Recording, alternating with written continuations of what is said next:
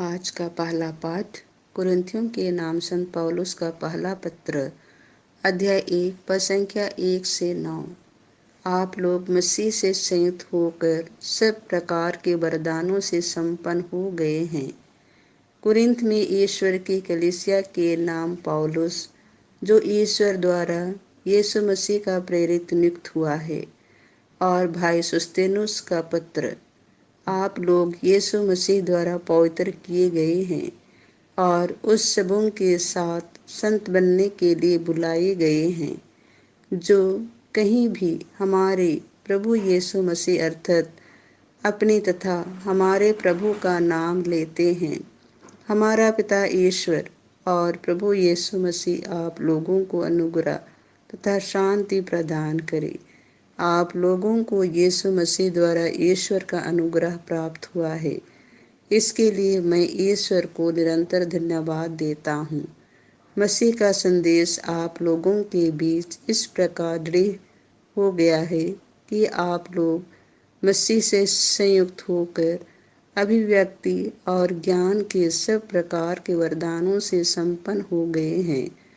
आप लोगों में किसी कृपादान की कमी नहीं है और अब आप हमारे प्रभु मसीह के आगमन की प्रतीक्षा कर रहे हैं। ईश्वर अंत तक आप लोगों को विश्वास में सुदृढ़ बनाए रखेगा, जिससे आप प्रभु यीशु मसीह के दिन निर्दोष पाए जाएं। ईश्वर सत्य प्रतिज्ञा है। उसी ने अपने पुत्र हमारे प्रभु यीशु मसीह के सहभागी बनने के लिए आप लोगों को बुलाया है। संत मत्ती के अनुसार पवित्र सुसमाचार अध्याय 24 पद संख्या 42 से 51। तैयार रहो। यीशु ने अपने शिष्यों से यह कहा, जागते रहो, क्योंकि तुम नहीं जानते कि तुम्हारे प्रभु किस दिन आएंगे। यह अच्छी तरह समझ लो। यदि घर के स्वामी को मालूम होता कि चोर रात के किस पहर आएगा, तो वह जागता रहता और अपने घर में सेंध लगने नहीं देता। इसीलिए तुम लोग भी तैयार रहो, क्योंकि जिस घड़ी तुम उसके आने की नहीं सोचते, उसी घड़ी मानव पुत्र आएगा।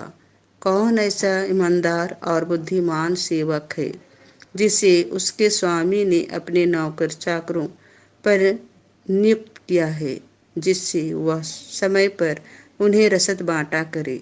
धन्य है वह सेवक जिसका स्वामी आने पर उसे ऐसा ही करता हुआ पाएगा।